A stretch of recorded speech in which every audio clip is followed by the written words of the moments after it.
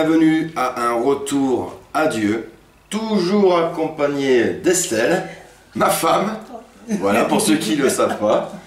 Et bien moi, pour ceux qui ne me connaissent pas, je me présente, je m'appelle Damien. Voilà. On va commencer avant de traiter du thème qu'on a choisi ensemble, par une petite prière pour notre Seigneur. Seigneur des Seigneurs, Roi des Rois, je te remercie encore pour ta grâce que tu nous accordes à Estelle, ma femme et moi-même, afin de nous adresser à nos frères et sœurs. Guide nos paroles de ta sagesse, de ton amour, afin de leur toucher leur propre cœur. Amen. Amen. Alors, quelle est, Estelle, pour ceux qui n'ont pas vu le titre, la thématique de cette vidéo? Violence conjugale. La violence conjugale. Ouais. Aïe, il y a des choses à dire, je pense, quoi. Donc, avant de parler des différentes sortes de violences que l'on peut voir dans des couples qui se déchirent complètement, on va partir sur Éphésiens 4, au verset 31 et 32, pour appuyer, je veux dire, nos propos. Il est dit dans la Bible, « Chassez loin de vous tout sentiment amer, toute irritation, toute colère, ainsi que les cris et les insultes. Abstenez-vous de toute forme de méchanceté, soyez bons et pleins d'affection les uns pour les autres. Pardonnez-vous réciproquement, comme Dieu vous a pardonné par le Christ. » Amen. Amen. Alors, on va vous donner une petite définition, parce que c'est dans l'air, plus que jamais dans l'air du temps, de la violence. Ouais. La violence, à l'heure actuelle, on en trouve partout. Mais quand je dis partout, c'est partout.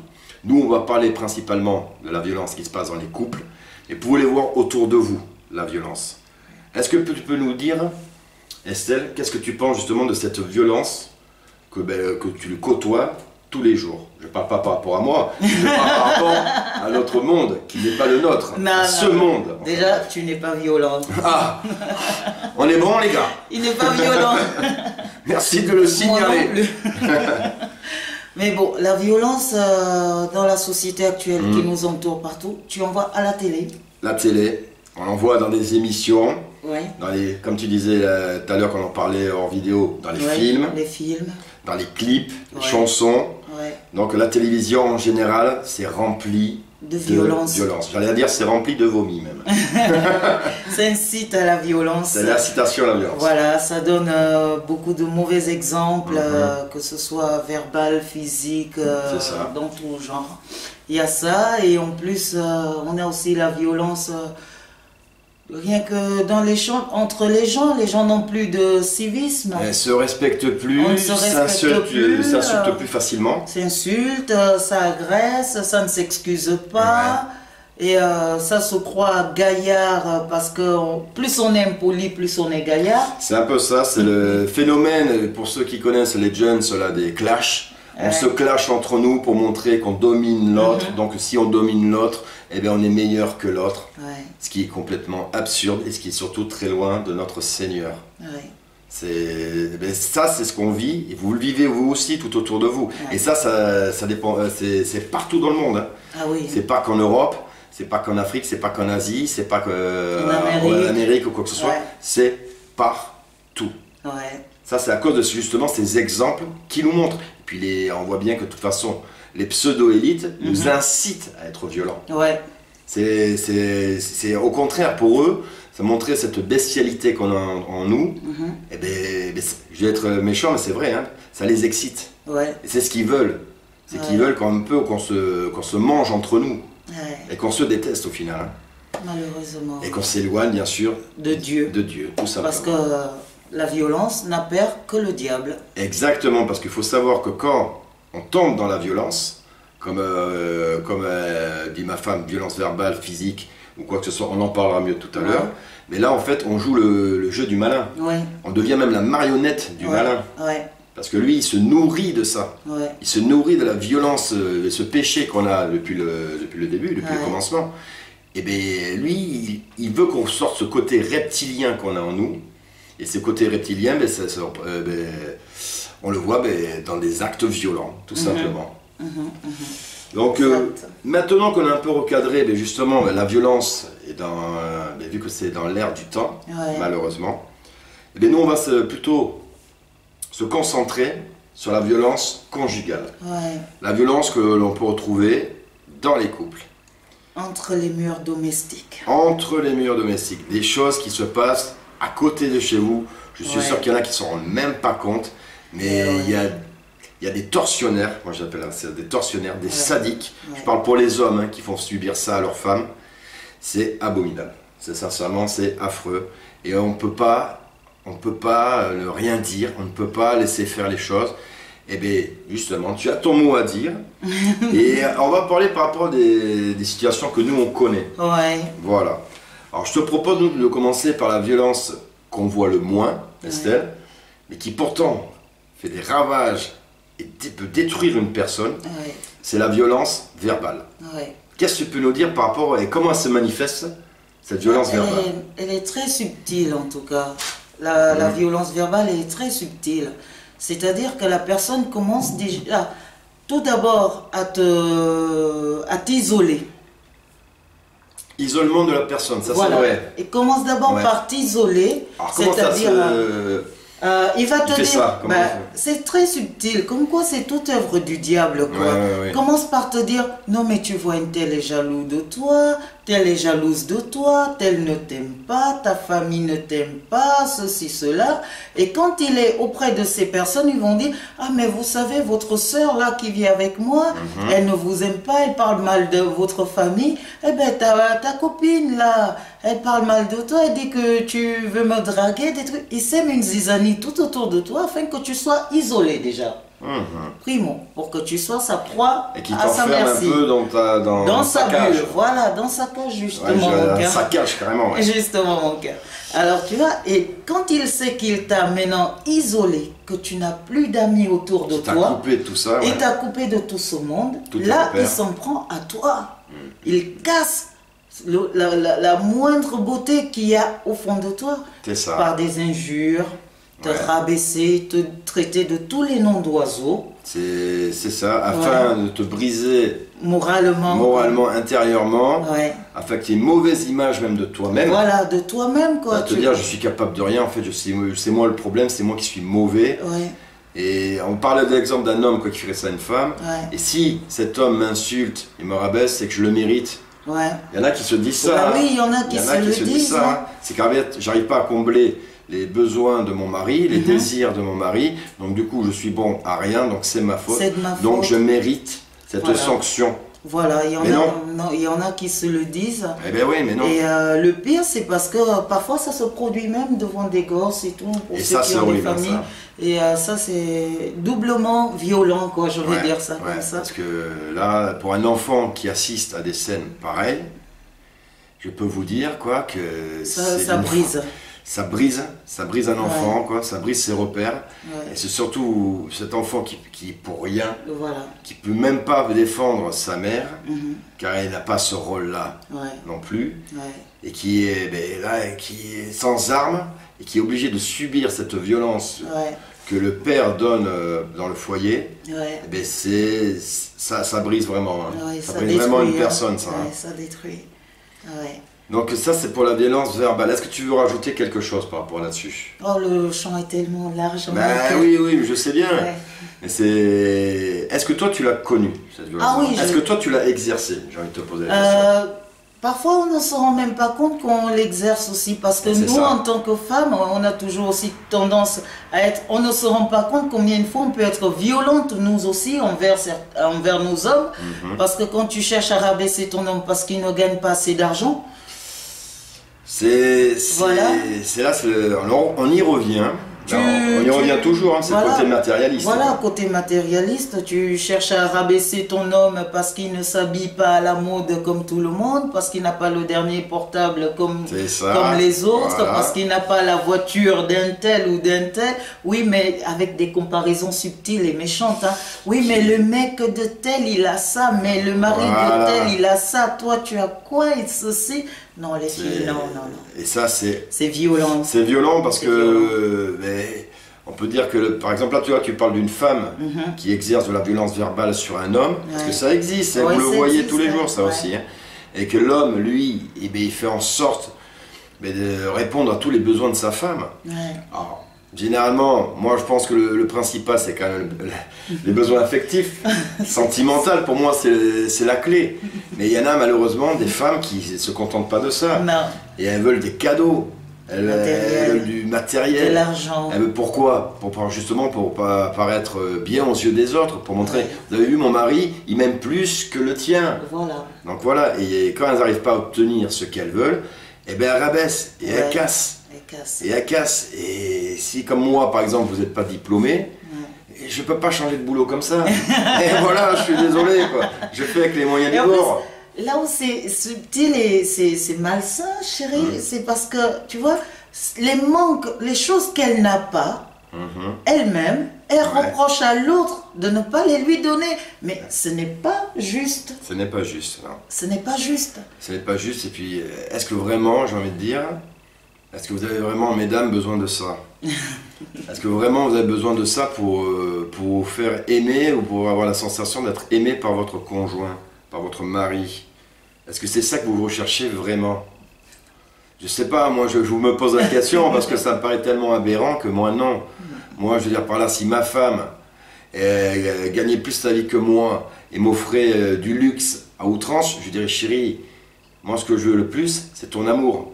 Et ton amour tu peux l'exprimer avec des mots, avec des gestes tendres, délicats. C'est ça que moi qui j'ai besoin. Bon, je vous dis tout de suite, j'ai de la chance, elle le fait, donc j'ai pas le souci là. Mais je pense que c'est ça, il y a des priorités, et le Seigneur, il nous le dit bien dans sa Bible. Ça, c'est ça qu'il faut rechercher vraiment, et pas autre chose. Donc là, on se disperse un peu, on va recadrer les choses. On va parler maintenant un petit peu de la violence physique. C'est celle qu'on décèle le plus facilement visuellement, j'ai envie de dire, par les yeux. C'est sûr que si par exemple je suis quelqu'un de violent qui frappe ma femme, eh bien les autres personnes à l'extérieur qui ne sont pas avec nous, qui ne savent pas comment ça se passe dans notre couple, ils vont le voir. Ils vont le voir, quoi. Donc cette violence, qu'est-ce que tu peux nous dire? Qu'est-ce que tu en penses?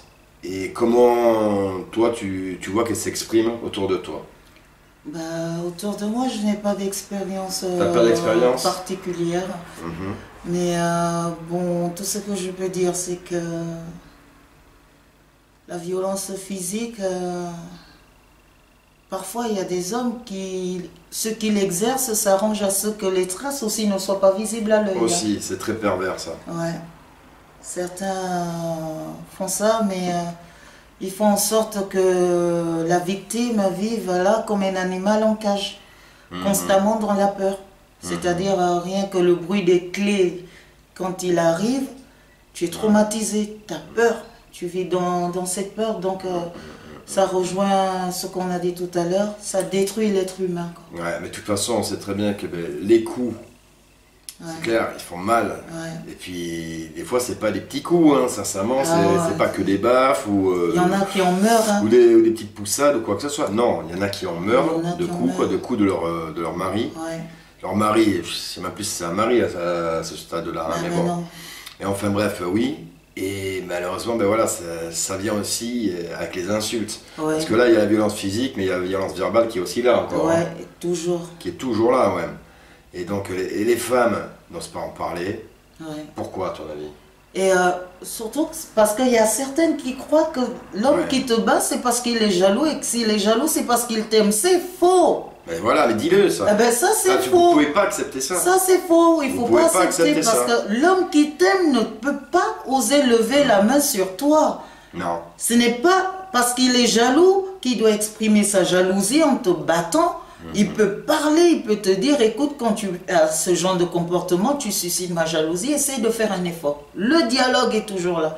Mais mes sœurs qui croient que parce que l'homme t'a tapé, que ça veut dire qu'il t'aime, que si l'homme ne t'a pas encore tapé, tu sais pas, tu n'es pas sûr qu'il puisse t'aimer. Mais il faut sortir de ce piège, de cet engrenage, quoi. Non, mais comme tu dis, parce qu'il s'appuie beaucoup, parce que nous, je vous le rassure également, nous on ne le vit pas dans notre couple. On ne le vit pas, on va bien heureusement quoi. Merci mon Dieu. Ah oui. Mais c'est vrai que ces hommes qui donnent des coups, ils vont dire, c'est parce que je suis jaloux, en fait c'est une preuve d'amour que je suis en train de te montrer chérie quoi. J'ai jamais aimé tellement quelqu'un que voilà, des fois mes gestes, mes actes débordent quoi, par rapport à mon amour. Mais ça va pas ou quoi? Mais vous êtes qui, messieurs, j'ai envie de vous dire? Vous êtes des malades. Vous êtes des malades. De quel droit vous avez le droit de toucher une femme? Et en plus, je tiens à dire, pour ceux qui se prennent pour des bonhommes, pour ceux qui se prennent pour des grands monsieur, quoi, pour ceux qui justement veulent montrer leur virilité, je ne trouve pas plus rabaissant pour un homme de frapper une femme. C'est ridicule. Quoi. Et faites pas après les costauds à dire « moi j'ai dressé ma femme ». Déjà on ne dresse pas une autre personne, on l'aime. Et ça, je tiens à un petit peu pousser la voix parce que je trouve ça vraiment affreux. Quoi. Alors, messieurs, vous prenez pour des bonhommes parce que vous frappez vos femmes, mais sincèrement, non, non, non. Là, vous êtes tout sauf des hommes. En tout cas, pas des hommes aux yeux de Dieu. Certainement pas. Donc ça, c'était pour la violence physique. Tu as autre chose à rajouter? Vas-y. Oui, et en plus, il y a certains hommes qui sont tellement pervers qui te disent « Ah non, mais c'est de ta faute si je t'ai tapé ». Ah voilà, alors ça, c'est faire réussir, comme on en avait parlé un petit peu, faire culpabiliser, j'ai envie de dire la victime, parce que là c'est la victime, et en lui faisant croire que c'est de sa faute. Et ça a un nom, c'est toi qui me l'as appris, ça s'appelle comment ce genre de monsieur? Pervers narcissique. Exactement, un pervers narcissique. Moi je le connaissais pas, donc merci chérie, quoi. Et un pervers narcissique, en fait c'est ça alors. C'est-à-dire qu'il veut te rendre responsable de ses faiblesses, de ses manques, de ses peurs même. C'est-à-dire c'est toi qui es la cause, donc si ça t'arrive, tu n'as qu'à t'en prendre à toi-même, quoi. C'est ça. Donc ils ont tellement réussi, entre guillemets, à lobotomiser leur partenaire, en la faire culpabiliser, en la brisant à l'intérieur, brisant à l'intérieur, puis également, comme je vous dis, parce que violence verbale, ça va que violence physique, hein, les deux vont de pair. Mais en brisant complètement leur soi-disant amour, je tiens à le dire, leur soi-disant amour, leur femme, leur moitié, dans la Bible c'est notre moitié, et je trouve ça horrible. Je trouve ça horrible et scandaleux, quoi. Et ces pervers narcissiques, eh bien, méfiez-vous, parce que il y en a aussi parmi vous et vous n'allez pas les reconnaître. Ah oui, parce pourquoi on ne les reconnaît pas? Généralement, leur violence s'exerce entre les quatre murs de la maison. Personne n'en sait rien. Ah oui, devant les amis, devant les inconnus dehors, on le donnerait le bon Dieu sans confession. Les gens présentent bien l'image de la piété. Irréprochable, voilà. L'image de la piété, reniant ce qui en fait la force, comme dit la Bible. Exactement, amen. Ah oui, devant les gens, c'est le monsieur, non mais irréprochable, au point où quand toi tu vas aller te plaindre auprès de quelqu'un, on va dire non mais c'est toi qui es folle, tu as vu le monsieur, il est calme et tout, franchement. Tu racontes des bêtises. Tu racontes des histoires, arrête et tout, calme-toi. Ou c'est parce que tu es intéressé par quelqu'un d'autre, tu veux lui trouver des poux sur la tête, mais non. Parce que tu passes pour une folle. Tu passes pour une folle. Une fois que vous êtes entre les quatre murs domestiques. Quand on voit l'envers du décor. Ah oui, c'est là où il exerce tout son diabolique qu'il y a au fond de lui. Ouais, ce démon-là qui le prend et qui agit avec lui comme un pantin. Hein. Ah oui. Comme un pantin, là, c'est clair et net. Hein. Ah oui, et là, après, toi, tu te renfermes, tu n'as plus confiance en qui que ce soit. C'est ça. Donc, tu subis dans le silence et... Ben oui, parce que tu sais pas vers qui te tourner, on te prend pour une folle. Ce monsieur paraît tellement propre et tellement bien aux yeux des gens, aux yeux du monde, j'ai envie de te dire, que personne ne te croira. Personne ne te croira. Et donc du coup, tu restes dans cet enfer. Et on va finir par rapport à cette violence, par rapport à ce qui peut suivre également, ce que certaines femmes vivent. Parce que là, je pense que c'est plus les femmes quand même que les messieurs, je suis désolé, c'est la violence sexuelle. Ah oui, la violence sexuelle. Alors ça, dans le couple, ça s'exprime comment ça se passe? C'est aussi, c'est aussi souvent assez subtil, quoi, parce qu'il y a plusieurs cas. Il y a des hommes qui, sachant très bien qu'ils ont brisé l'amour qu'avait leur femme pour eux et tout, donc ils jouent sur leur pouvoir le pouvoir qu'ils ont par rapport à l'argent. Parce que je vais prendre l'exemple de nos... En sachant que oui, par exemple, tu veux dire que vu que c'est eux qui amènent l'argent au foyer, ils savent très bien qu'ils déjà ils ont une emprise financière exactement. au foyer, et donc du coup ils en abusent. Ils en abusent. Je vais prendre l'exemple de mes sœurs, de mes mamans en Afrique par exemple, là où l'émancipation au niveau du travail de la femme n'est pas vraiment comme en Europe. Ça c'est pas encore. Pas encore. Mais malheureusement j'ai peur qu'on y arrive. Hein. Donc il y a beaucoup de femmes qui dépendent de leur mari, financièrement parlant, et ces hommes, certains en jouent. Donc la femme se sent obligée d'avoir des rapports sexuels avec son bourreau, son mari qui est devenu son bourreau, tout simplement parce qu'elle sait qu'elle doit nourrir les enfants. Elle doit s'acheter une petite crème ou des trucs comme ça. Ça aussi, c'est une violence sexuelle. Il y a des femmes qui se font violer. Parce qu'on appelle ça un viol. Hein. C'est bien, tu le dis, et tu peux le dire bien fort. C'est du viol, ça. C'est du viol. C'est pas parce que c'est votre femme que vous avez le droit d'abuser quand vous voulez la prendre de force. C'est surtout ça. Sans son consentement. C'est du viol. Hein, c'est du viol. Et en plus, il y en a qui jouent énormément là-dessus. Ça brise la femme. Et comme il sait qu'elle n'a nulle part où aller, il va lui dire de toute façon, soit tu fais ce que je dis, soit tu sors avec les enfants. La dame, elle se dit, qu'est-ce qu'elle fait? Elle est obligée de subir. Et elle est meurtrie dans la chair. Tout à fait. Et elle subit ça. Il y en a plein comme ça. Et ça, mais pareil, il y a des clips. Je tiens à signaler des clips de rap qui font l'apologie de ça aussi. La femme, objet. La femme qu'on utilise comme objet sexuel. Que vous voyez dans les clips. Alors je ne vais pas vous citer les clips, vous les voyez très bien, ces genres de clips. Et ça, on ne peut pas cautionner ça non plus. Parce que voilà, c'est assouvir ses besoins primals, j'allais dire primitifs, bestial. L'homme animal. L'homme animal, exactement. L'homme loin de Dieu, donc j'ai envie de te dire. Et que là, non, on ne peut pas non plus accepter ça. Non. Alors, on va conclure pour tout ça parce que ça va être bientôt la fin de la vidéo. Et on va essayer de trouver une note positive. Une note positive.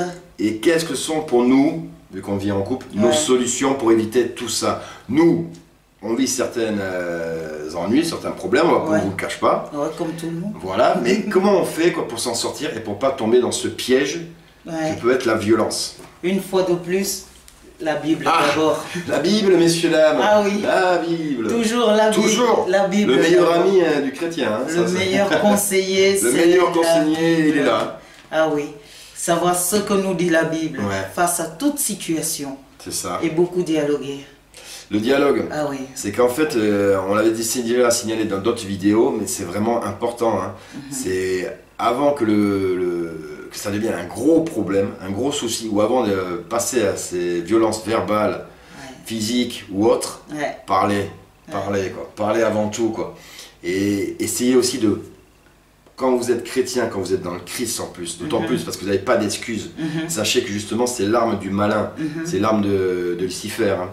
Donc quand vous voyez que justement la violence est en train de vous contrôler, parce qu'elle vous contrôle, elle vous domine, hein, eh bien échappez-vous, échappez-vous.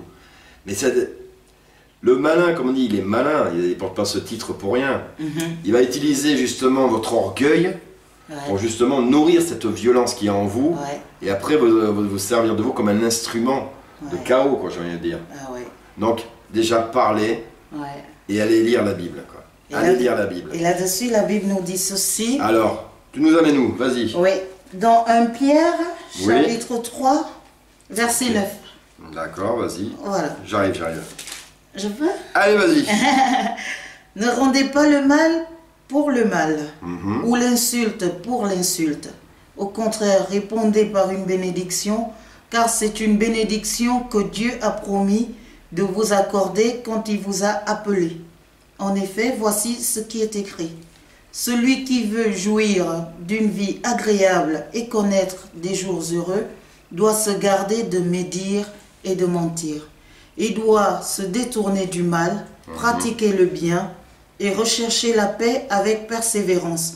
Car le Seigneur a les yeux fixés sur les fidèles, prêt à écouter leurs prières, mais le Seigneur s'oppose à ceux qui font le mal. Amen. Amen. Ça, c'est beau, ça. Amen. Donc là, voilà, comme on disait, si justement vous tombez dans le mal, dans cette violence qui est le mal, eh bien vous êtes loin de Dieu. Voilà. Et vous ne pouvez plus vous dire enfant du Seigneur. Ouais. Et donc vous n'avez pas d'excuses. Donc on pourrait que trop vous conseiller de liser la Bible. Ouais. Et puis parler, mais parler quoi. C'est comme ça que nous on arrive à résoudre nos problèmes. Hein. C'est pas évident tous les jours non plus. Il nous reste encore, moi il me reste, je sais très bien en tout cas concernant un brin d'orgueil. Mais je connais donc ce péché qui est en moi et je travaille. Et toi c'est pareil de ton côté, voilà. Donc la solution, comme toujours, c'est Dieu. C'est Dieu. C'est Dieu quoi. C'est venir au Seigneur, prier.